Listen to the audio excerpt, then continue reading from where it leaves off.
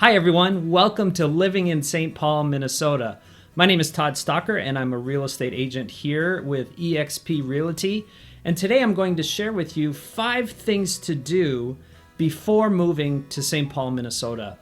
But before I get into that content, make sure that you subscribe on YouTube, below here on YouTube, or even if you're listening on iTunes, hit the like button so that you don't miss any of the episodes. Also, if you are watching on YouTube, make sure you comment on the video, especially today, because I have a free download for you of the whole buying a home process. To get that free download, you just need to make a quick comment and I'll respond with a link to that free download.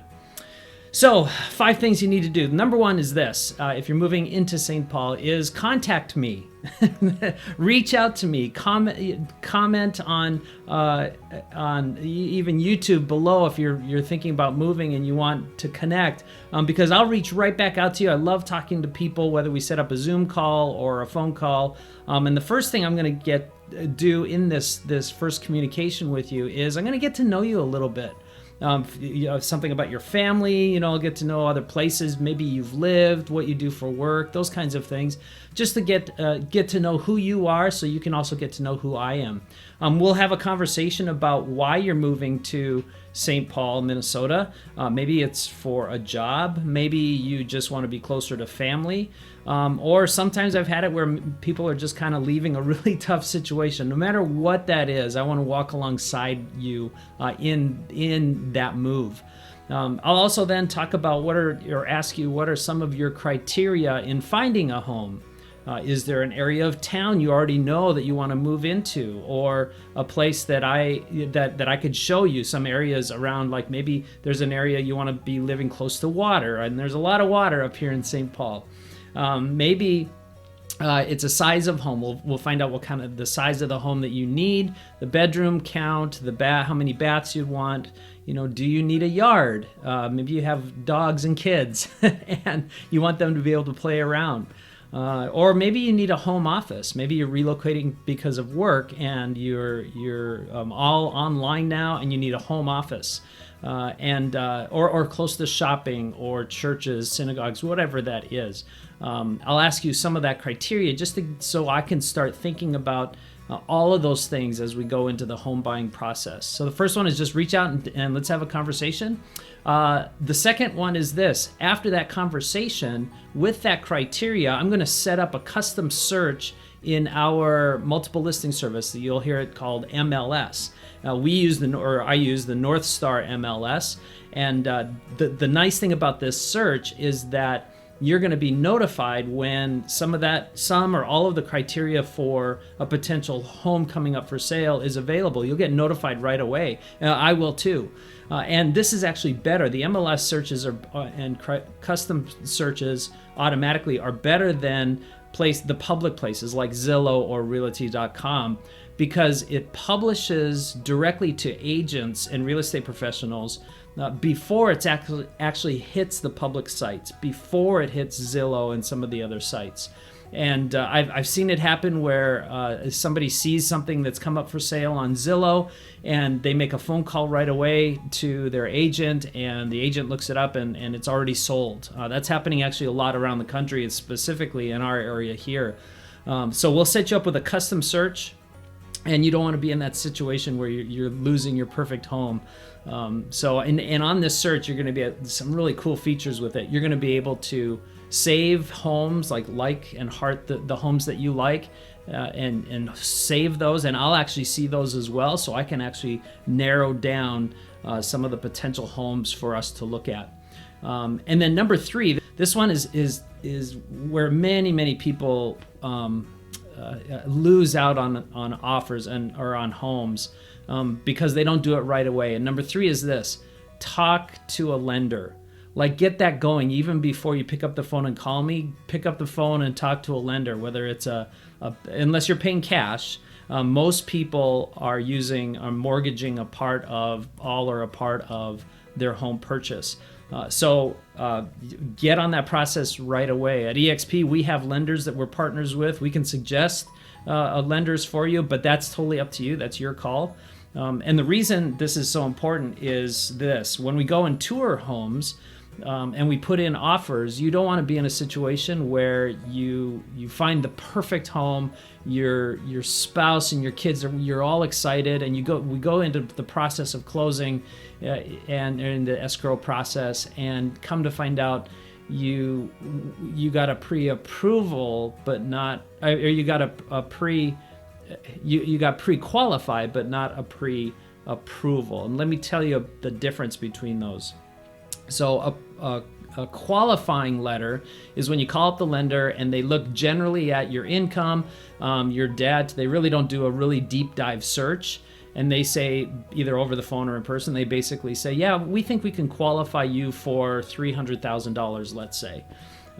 Now, what you really are after is a pre-approval, and it takes a little bit longer. That's why, just if you're thinking about buying, get on this right now.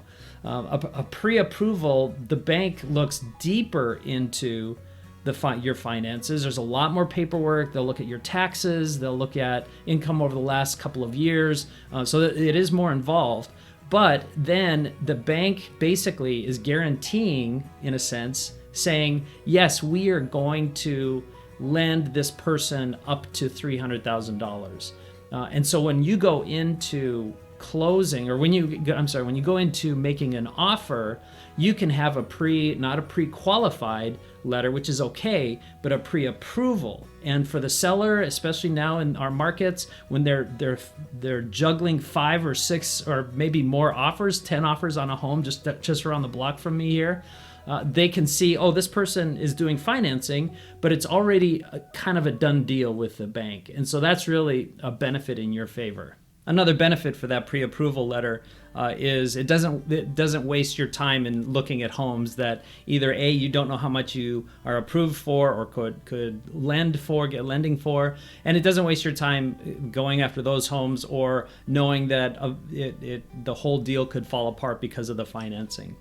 So that's the third one. The fourth one is then once you get that approval, or if you're coming into town for a quick weekend and you don't have that approval set up, still connect with me. We can do number 4, which is tour homes. And this is the fun one. This is where we get to go on the hunt and the journey and the search. It's a fun part. And we could either do that in person, or you could do that virtually as well. And how the virtual one would be is I'll take my iPhone and I'll just schedule different homes to see, and I'll walk around together. We'll do FaceTime or however that would work for you. And maybe you want to see inside a closet, and you just tell me, and I'll just go in that closet and we'll do it virtually. Or if you wanted wanted to see the closest park, I could drive to the closest park, get out of the car and show you the park, so we could do that virtually as well. If you are coming into town, we can set that up and do tours of the homes. If we do then find that perfect home for you, the one that you want, then I'll write up an offer with your pre-approval, and we'll submit that offer. And this is where I really drill in, and I submit the offer and I negotiate on your behalf, and hopefully your offer is accepted and you'll get that dream home.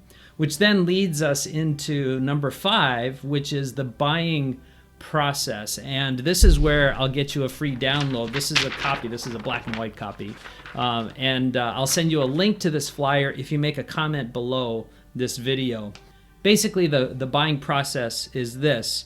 This is kind of a review. You meet with a real estate agent or real estate professional and talk about what you're looking for. Then you get pre-approved. Again, you're going to need W-2s, bank statements, everything for the bank to look at. Then we get to go and we'll be searching for homes. Again, that's the fun part. That's the tour. We make the offer, and then here's what happens between making the offer, having an offer accepted, and then going into negotiations. We negotiate the contract. It might take a couple of times to settle on a correct price for you and for the seller. We go into escrow. Escrow is the process of getting everything together, the financing, all the documents needed, all the legalities. We'll do due diligence, like ordering an appraisal, the inspections, reviewing the terms with lenders, all those kinds of detail work that I navigate with you and walk you through. And then right before the actual closing date, we'll set up a closing date obviously later, or when during the offer process. But right before we do the closing, we'll do a walk through the home to make sure it is what you're purchasing and there hasn't been any damage. That's not super common, but it does happen. Then we go to closing, and hopefully all the funds will be transferred and the closing becomes goes smoothly. It typically takes, once you have an offer accepted, it typically takes 30 to 60 days to close. So you have to, in your mind, have that kind of time frame. And that's there's a lot that goes on during that time, and that's why it's important for you to have a realtor like me at EXP to walk you through that. There's a lot of details. So let me do just a real quick review, and if you can look at the flyer when I get that to you, just comment below. First of all, you contact me. I love to talk to people, like I said, and we'll have a conversation over the phone. Or if you are local, we can meet somewhere if you're comfortable with that. Number 2 is I'll set up a custom search for you based on the criteria that you want in a home. And then number 3 is talking to a lender, making sure you get at a minimum pre-qualified, but mostly you want pre-approval. That's really what you're seeking. Number 4, again, the fun part, we follow each other around, we go look at properties and the areas of these homes, and that's always fun to walk through these homes. Number 5 then is that whole buying process. We make an offer and we negotiate. Hopefully it's accepted. We negotiate all the way through to the very end with closing, and you get the keys to your new home. So those are the 5 things to do before moving to St. Paul, Minnesota. And if you are relocating here or are looking to move somewhere in the area, you know that I'm a real estate agent, obviously.